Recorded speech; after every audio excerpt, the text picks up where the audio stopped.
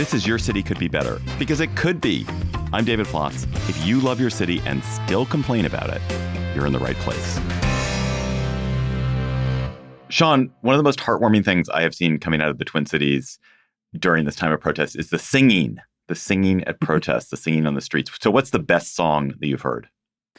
Stand By Me. Brass Solidarity did Stand By Me in the Target Center lobby on the Day of Truth and Freedom. And that was the most that the music has hit me during this time. Did people sing along to it? Absolutely. I don't think you're allowed to not sing along to that tune. They certainly got them going. That is so true. Okay, let's get into it. This is the first episode of Your City Could Be Better, because it could be. Every week, I'm going to talk to insiders from cities around the U.S. about something their city is doing incredibly well or surprisingly well or not at all well, so that you can learn from them. Mostly, I'm going to talk to hosts from CityCast Podcast, the network of daily local podcasts in 13 cities around the U.S., folks that know and love their city and understand their city more than anyone. So it was pretty obvious when we started thinking about Your City Could Be Better, where we should start and launch this podcast for this first episode. The community organizing in the Twin Cities in response to the federal immigration crackdown, the raids of Operation Metro Surge, it's been nothing short of incredible. It's astonishing. No matter how you might feel about the cause that this protest and this activism and this activity represents, you've got to respect what the anti-ICE organizers have done just as a matter of community organizing. So I am thrilled to be joined by CityCast Twin Cities host Sean McPherson. Hello, Sean. Hello, David. Who is going to tell me how the residents of the Twin Cities have self-organized so effectively and so safely and so joyfully, and how other cities could do the same. And after we've gotten through all the meaty stuff, we're going to have a Twin Cities versus Washington, D.C. face-off on local culture. So, Sean, start us off by telling briefly what the various forms of citizen organized protest you've seen in the Twin Cities, or protest and monitoring and mutual aid, I should say, that you've seen in the Twin Cities recently. There's the tailing of ICE, and observing of ICE and being present when ICE is doing raids or present when ICE is traveling. As far as mutual aid, it's like getting groceries for people. That's something I've been involved in. You get a grocery list from a family that doesn't feel comfortable going to the store, and you deliver it. There's also rides for people who want rides to work. There's being a physical presence at a place ICE might not be at the moment, but could be soon. So maybe that's standing on nearby a school. That might just be standing nearby an immigrant-owned restaurant or a restaurant that's frequented by immigrants. And those are really the big things. So I think what really struck me about this as it happened is not that it happened, it's that it happened so quickly. That you guys went from being a city that was just like doing the usual thing, going ice fishing, et cetera, to suddenly a really significant percentage of the population of the city is engaged in these activities. And it seemed like it happened overnight. How did that develop? Like, what was required for that to happen so quickly? I believe some of the reason it felt like it happened overnight is because whatever semblance of normalcy we had, we weren't all the way normal post-2020. When George Floyd was murdered in Minneapolis, there was already networks then. Those networks became really strong during that summer, but they didn't totally leave. A lot of people were still on some of these signal chats. Some of these people were also just used to putting that together.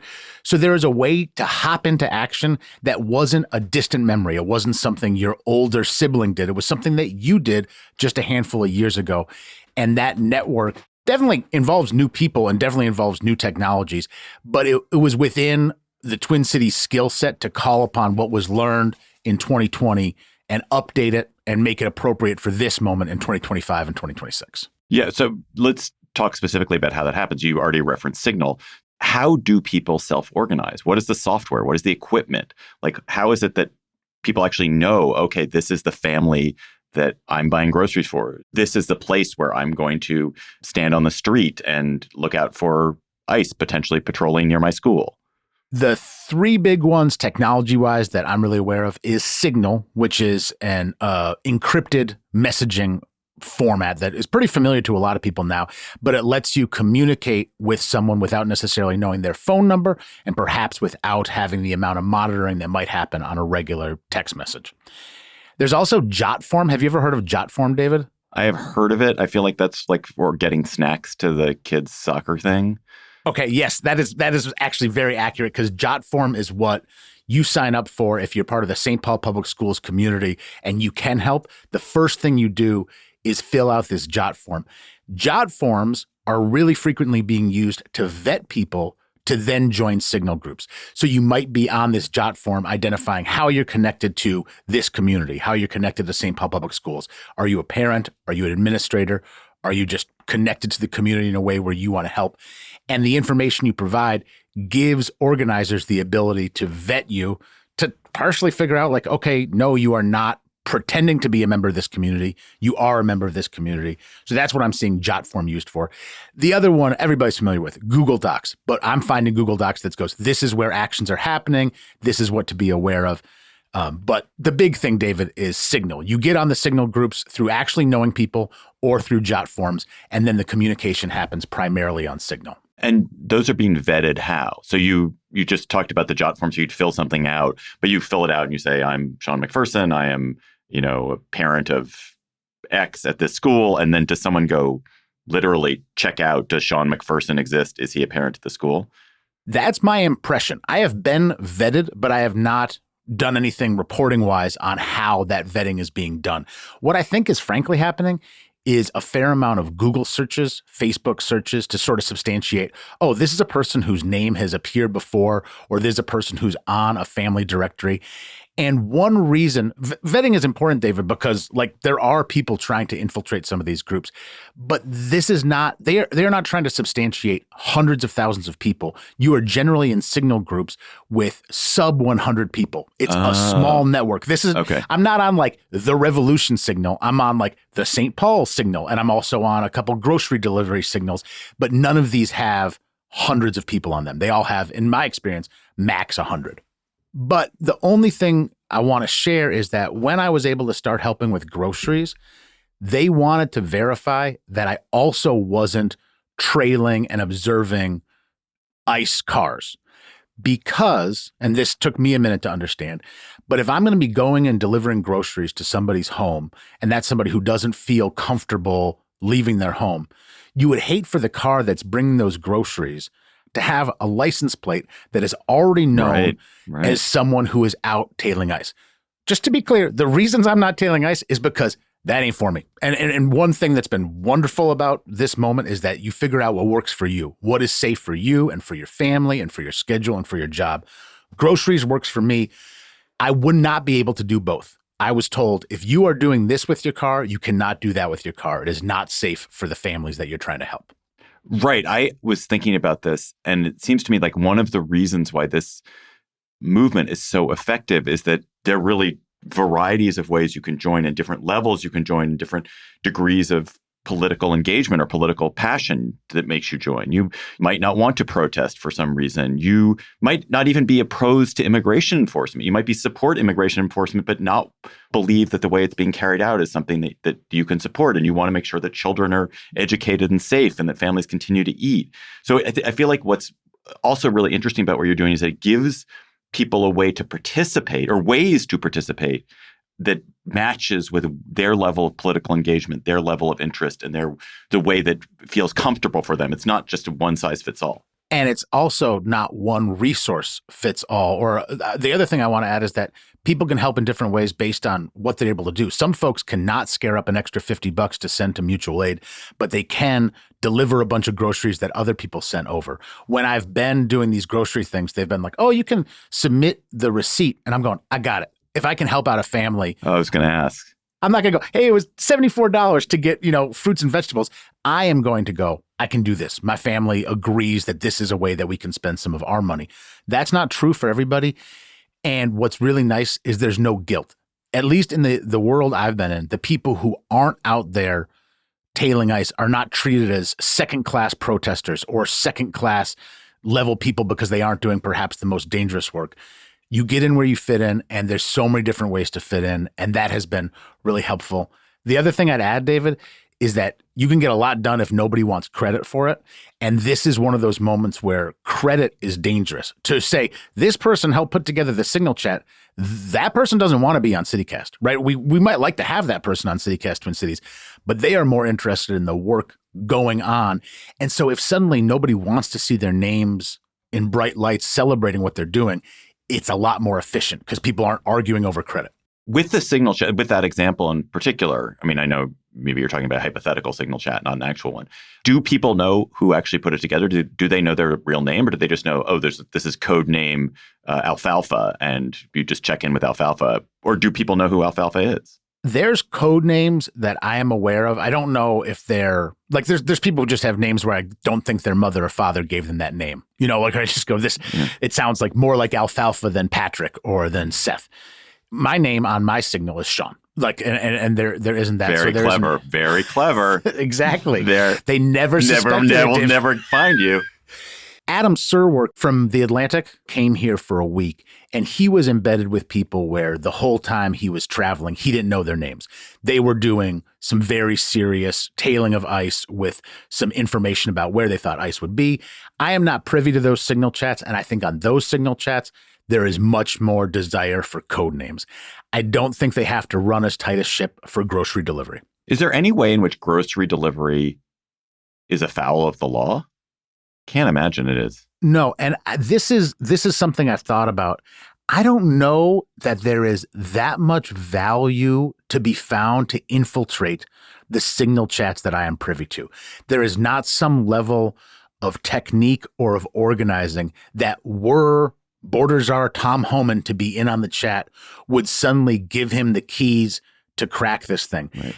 I actually think that one of the big values of Signal is just it's clear that the people who are in the chat volunteer to think that this is the right thing to do.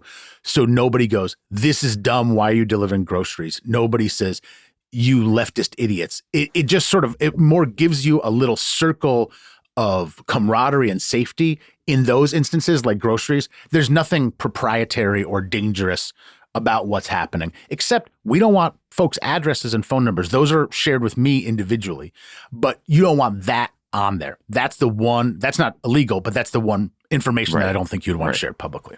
So there was a great episode you guys did the other day that I was listening to, and it was about, part of it was about one of these groups that was patrolling around a school, and they had been wearing bright yellow safety vests, and I think they were switching to pink vests, even with maybe sort of writing on it. What is that? Why were they doing that? Why are they in pink vests and not in yellow vests?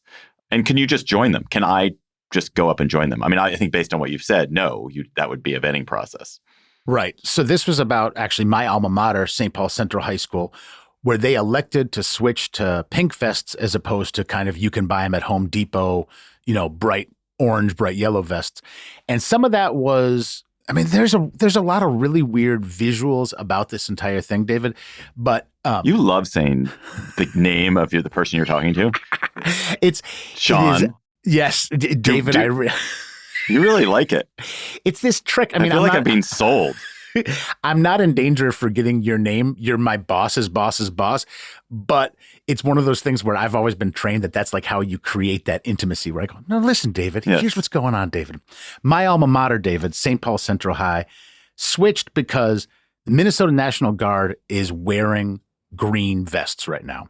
So they first don't want to be confused with National Guard because they aren't going to be providing the services that the Minnesota National Guard is.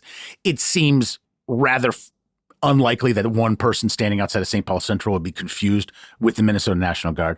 But the other reason they wanted to go to pink is because they wanted something that was more difficult to obtain, because somebody had kind of walked up on one of these observers wearing a vest and immediately gave off the vibe as, I might be an ICE agent. And a lot of that has to do with starting off a conversation in a place that most parents wouldn't, where you wouldn't go up and go, hey, are we taking license numbers? And it's like, no, that's you go, how are you doing? What grade is your kid in? Or, something a little more conversational. And so the pink vests are to make it more difficult to pretend to be part of this group. And what I've heard and what I heard in the episode that you also listened to is that when folks come up and have some questions, you say, you got to go to this form. You got to go to this place to be vetted, because the idea of going, yeah, we're keeping this school safe. oh, grab a vest, you can be involved, it is just, that's terrible. Like that. So they need some amount of verification.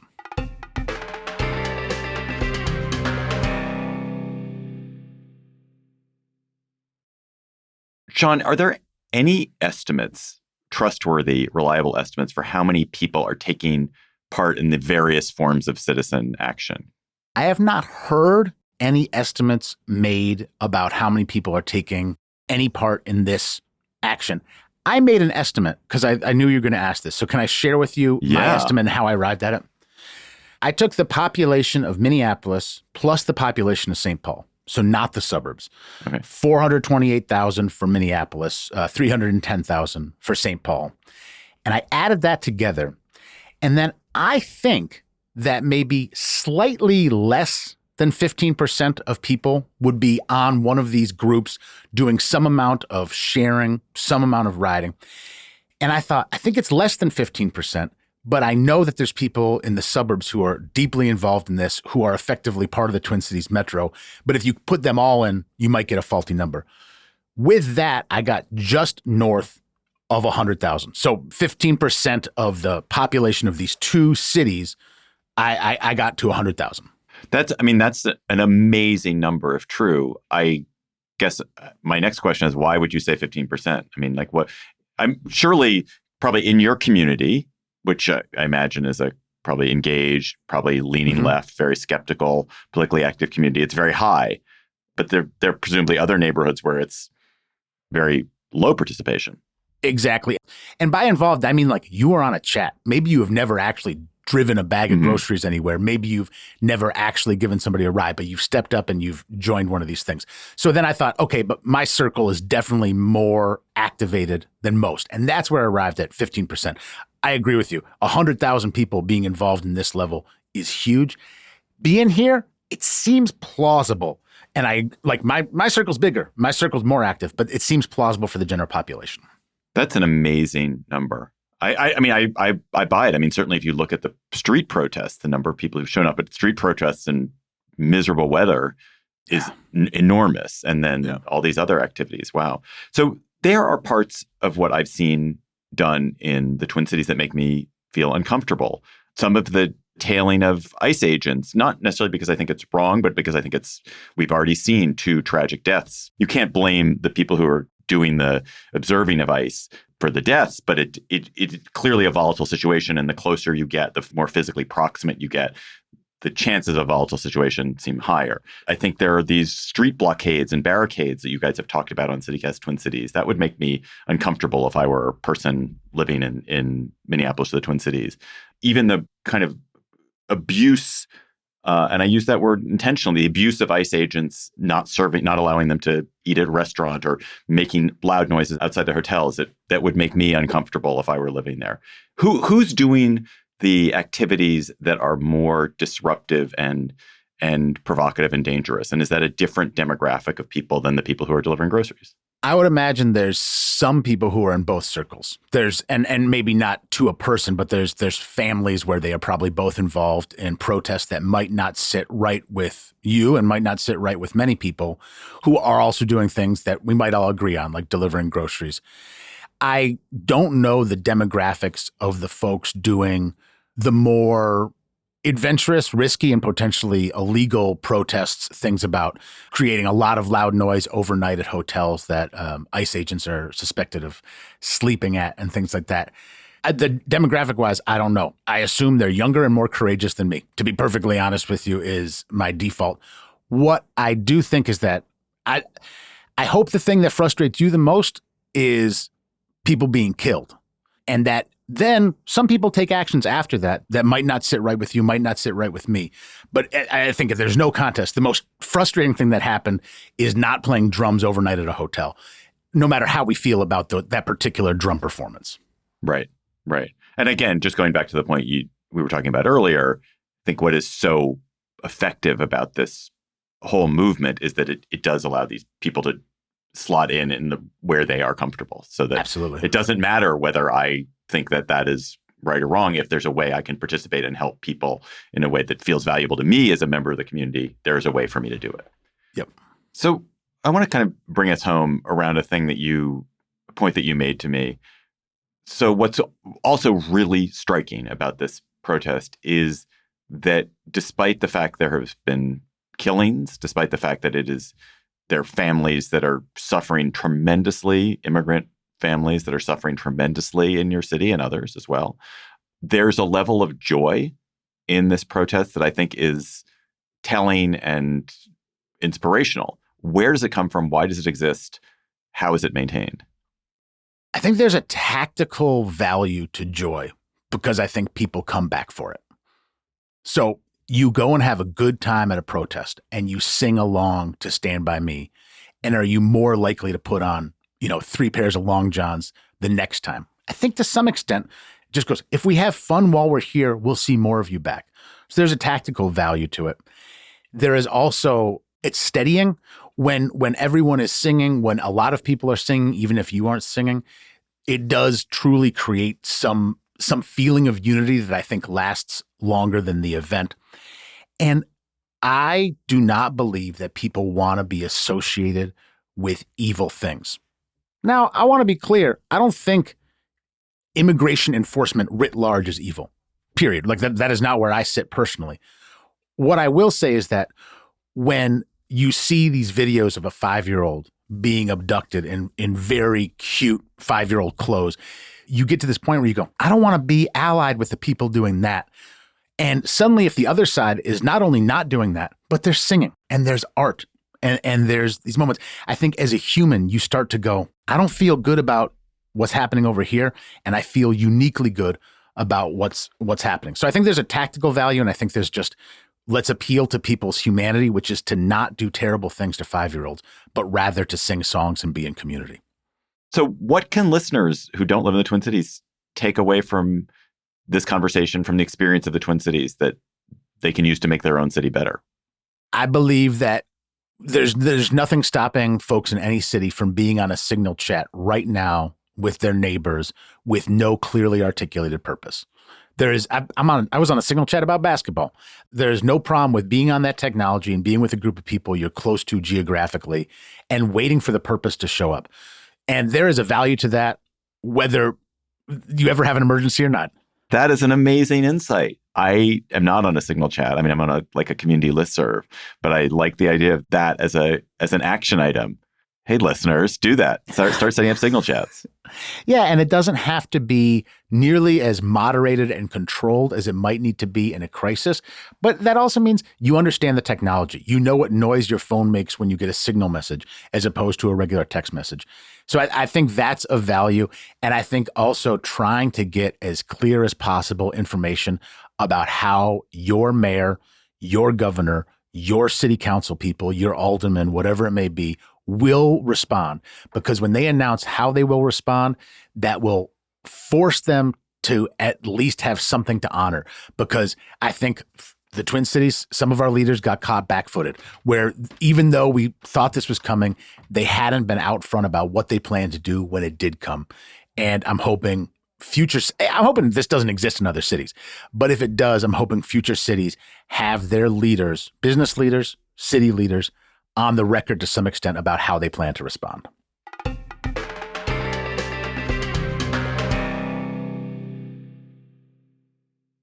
So, Sean, I host another podcast, and we have a sort of segment at the end of it, which we call Cocktail Chatter. And we're envisioning for Your City Could Be Better, a kind of cocktail chatter segment. I cannot, in this moment, conjure a great name for it, but I'm sure we'll think of a great name for it. And I just want to have a quick, lighter conversation with you about something that's distinctive about your city. So I have a little game for us. Okay. I don't know that much about the Twin Cities. I've been obviously a few times, but I do know that you have a weird relationship to temperature and you have a weird relationship to time. So I would like us, I'm a Washingtonian, I live in Washington, D.C. I would like us to have a little face-off, Washingtonian versus Minnesota, about temperature and time. And I have 3 questions for us. You've seen what they are. I will ask you the first question. When someone says to you in February in your hometown, oh, it's warm out, what temperature is it? It is north of 25. Oh, it is 55 plus here in Washington. That's what it takes to say it's a warm day in Washington. Warm. Yeah. Today it's 48 in Washington. But because we've been in super cold snap, that actually does feel warm. But I think in normal circumstances, it would take 55 for people to say it's warm. So 25. Okay. Yeah. I mean, I buy that. Okay. When someone says, again in February, oh, it's really cold out, what temperature is it in the Twin Cities? 2 degrees or below. And does that account for wind? I thought about this the other day because I was walking my dog in what was 33-degree weather and I was freezing my ass off. And then my wife was like, oh, it was a terrible wind chill. And I think for someone to say it's very cold, wind chill plays a factor. But a lot of times when you're having those conversations, it is kind of a thermometer conversation. And if somebody goes, it's really cold out there and it's 10 degrees, a true Minnesotan will look askance at that no matter what the wind chill is. Because you're like, it's double digits. So it has to be single digits for the air temperature. Although you did just say you were cold and it was 33, like 2 seconds after saying if it's above 25, it's warm. So it was that wind chill. It was the wind chill. In DC, it's like you're saying it's really cold, it's sub-freezing.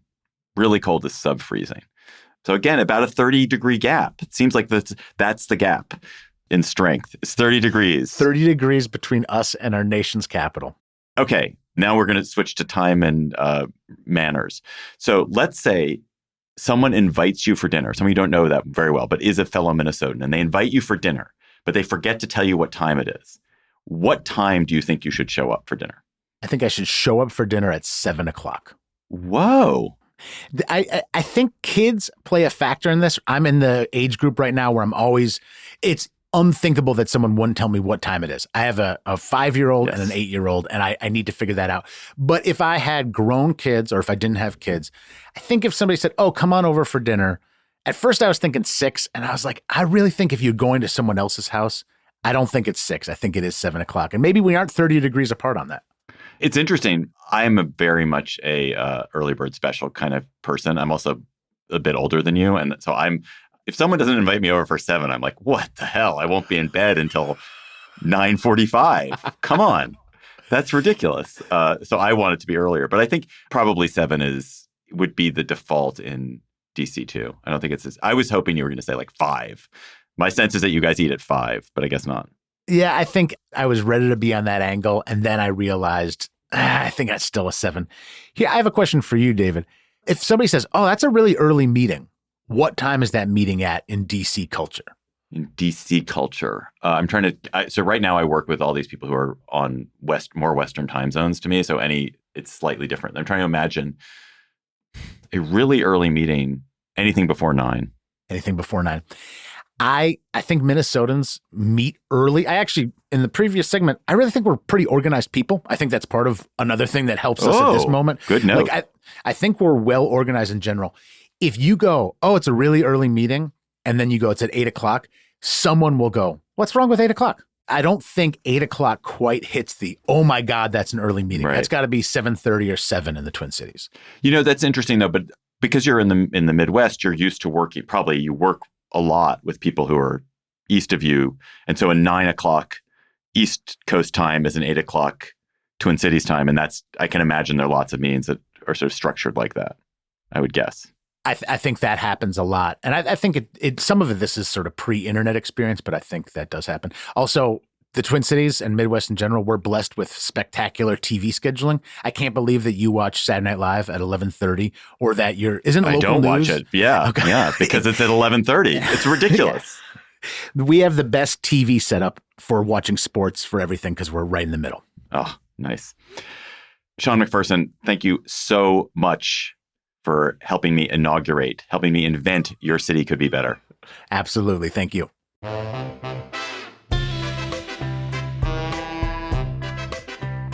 Thanks for listening to Your City Could Be Better. I'm your host, David Plotz. Our guest this week was Sean McPherson. Please listen to his amazing podcast, CityCast Twin Cities. Our producers were Lizzie Goldsmith, Priyanka Tilve, and Anna Weigel. Our music is by Carl Christensen.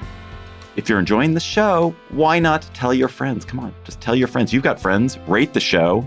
Leave us a review wherever you get your podcasts. We will be back next week with another conversation about how your city could be better.